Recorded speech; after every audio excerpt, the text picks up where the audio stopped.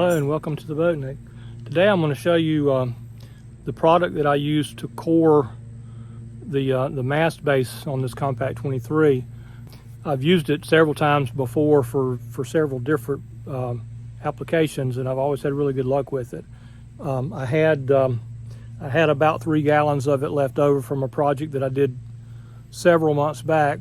So I've got had about 3 gallons left, so I needed just a little over 2 gallons or about 2.5 gallons to do the project.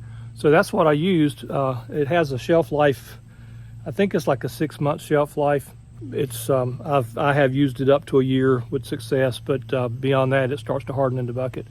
But anyway, I had some I needed to use up, and this was a good place for it, I thought. Comes in a 5-gallon bucket, and it's about that full in the bucket when you get it. It makes 5 gallons when you mix the hardener and the fibers. It comes in a box like that. Anyway, you mix it up. I use a big drill, with a big paddle bit, like you see there, to mix it with. You can get different types of fibers, different length of fibers.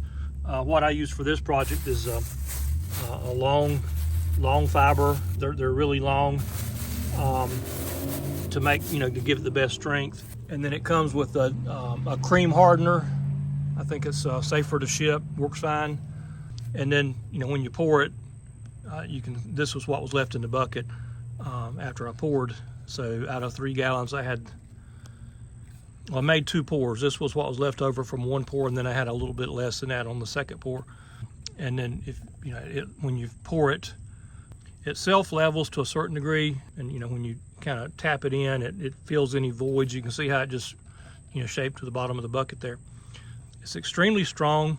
Like I say, the fibers in it make it really, really strong, and with the glass on either side of it, it creates like an I-beam effect for strength. So you get the compression strength on this is about 10 times that of plywood.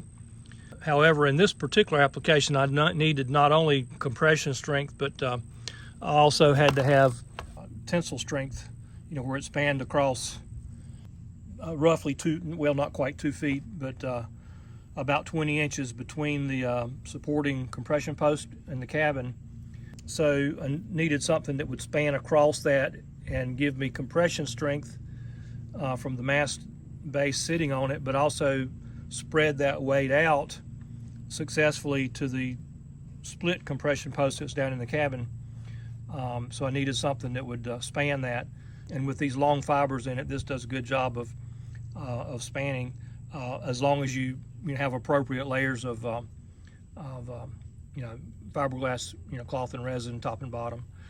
But I'm gonna use this. I'll make 2 pours, 1 pour just up to where the where it will be level in the form without overflowing, and then once that sets and off gases, then I'll glass in a polyester based fiberglass top, and then I'll pour the 2nd pour through a hole in the top of that, and then that'll fill in every little void, every little nook and cranny it runs into it and fills it in nicely, and it bonds to the polyester material top and bottom. On the inside of the boat, in preparation for pouring this, I had there was just a hint of a sag in this overhead liner here.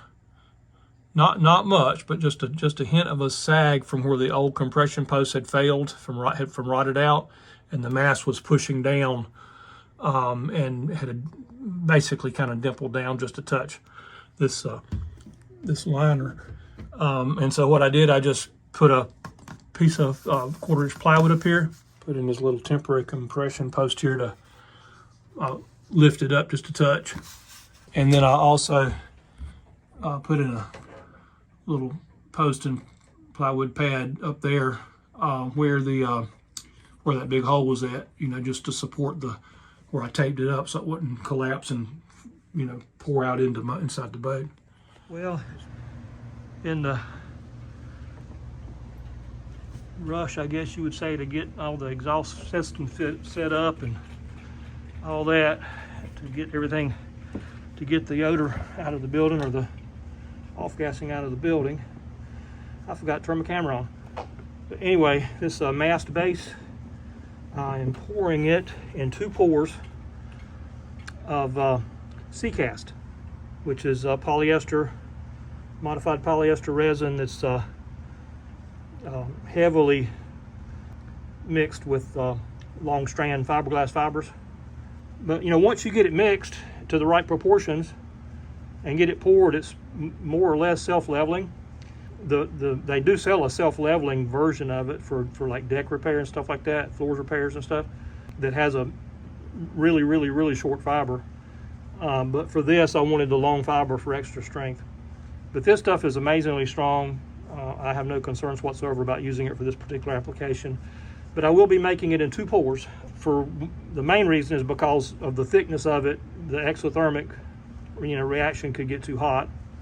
And the second thing is I've got this crown in the deck, and what I'll do after this sets up, then I will take and glass that back in right there, that panel that I cut out. I will glass that back in to form the shape, and then I will take and pour my second pour through that hole right there. That's a 2-inch hole, and it'll bleed air out of the other holes that's there. I may put a couple more holes on the left and right side there. You got to be able to get the air out, so that it can fill up the cavity. And basically, when you pour it in there, you just have to remember to, tap it with your hammer as you go, that kind of thing, to relieve those air pockets. You got to get those air pockets out. So that'll be my second pour, and that'll probably be tomorrow. You don't get a cold joint when you pour multiple pours with this stuff. It bonds back to itself like a chemical bond. Whenever it heats up, it rebonds to itself. So it's not a real problem at all to do something in more than 1 pour. Matter of fact, they quite often, depending on the situation, they recommend more than 1 pour. That pour got all of my voids filled in all the way around, and just leveled it up to the low point there. So I've got about 3/4 of an inch still to pour in the center. So there's already enough pour right there, structurally most likely to be good enough as it is. The rest of it is just to get that curve back in the deck. Okay, it's been probably close to an hour since I poured it. It's dry to touch, but you still just the hint of stickiness to it. It's warm, as to be expected. But I think that's going to be good right there. I'll take this cap piece here. I'll probably have to undercut the ends a little bit now. The pour is just a fraction up on that base. And then I'll pour this thin pour through this hole. And for this next pour, I will use the self-leveling fibers, because it's going to feather out to such a thin edge. If I use the long fibers, it won't never work its way down in those corners. So I will use the self-leveling fibers for the second pour. Okay, so it is almost back to room temperature. It's got just the tiniest bit of heat in it, but it's pretty much back to room temperature. I've taken and ground off this edge all the way around, down to kind of a feather edge everywhere. The same with this. I've ground it from the back side down to a feather edge where it'll sit in there good. And then on the top side as well, for bonding my tape around it, my fiberglass tape around it. I've got to wipe everything down with a little acetone or something, and it's going to go in there like this. These little sticks are just going to help hold it level so it don't sink in. Then I put a little weight like that to hold it down, and then that's ready to put some tape around. I'll just put tape around where I can reach, and then once it hardens a bit, then I'll take these sticks off, and then I can touch up those last little places where my pour that I'm going to be pouring in here doesn't run out anywhere. I'll leave these holes for air to come out, and if a little bit squeezes out, that's even better. I'll just grind it off after it hardens. But you got to have air holes.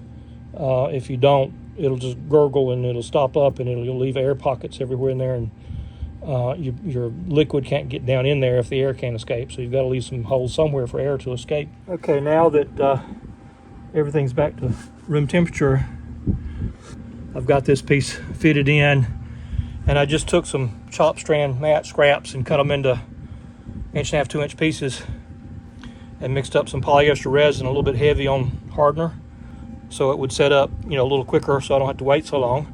And I've hit the perimeter everywhere except for where the little cross sticks are at, that's actually holding the thing in place because it's suspended up to get my curve.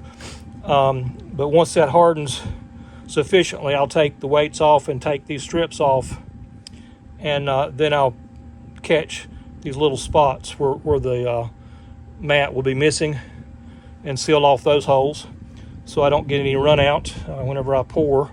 I won't pour this before tomorrow at the earliest. That needs to finish outgassing for like 24 hours before I fill that cavity with any more. It'll still bond, but I'll probably pour the rest of it in the morning. Okay, so that's set up enough now to remove these little temporary spacer sticks. So now I've just got to mix me up just a little bit of resin and cut a little bit of fabric and just stop up those little holes so I don't have run out.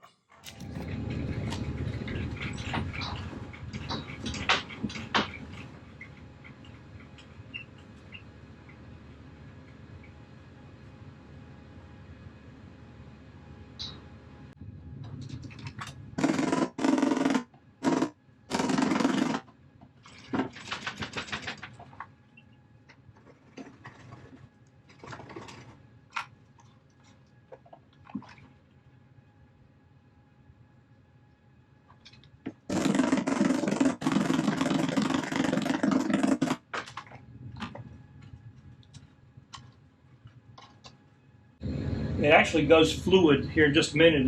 It'll start getting very liquidy, and it'll run into the corners. Anywhere I missed, it'll self-level. It does a really good job of self-leveling once it's sit a little while. But like I say, it just kind of gets a little bit more of a liquidy. I'm shaking the boat, just trying to help it self-level. Boat's on the trailer, so it's on wheels and springs. But that helps it settle out too. Okay, here it is the next morning, and there are no voids in it that I can find anywhere. It's completely filled in solid, and I had poured a little extra in the top, just in case it did settle any at all, and it did not. Did not.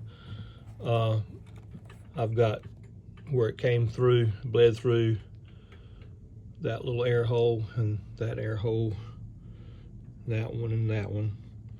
That's where I had screws in it. It came out here and here where I had a little tiny pinhole when I glassed in that little top. Same way there and there. Just, it's trying to force its way through. Okay, now I've got that sanded down there, that plug that was overfilled. And then I'm gonna just glass a piece of mat over that like that right there. And then once that cures completely, then I'll come in and prep the whole thing and put at least 2, maybe 3 layers of 1708 over it. In the third and final part of this video, I'll show you how I skinned over the area with several layers of 1708 and epoxy resin, and then how I ferreted it out and gel coated it and polished it out. Thanks for watching, and please subscribe if you haven't already.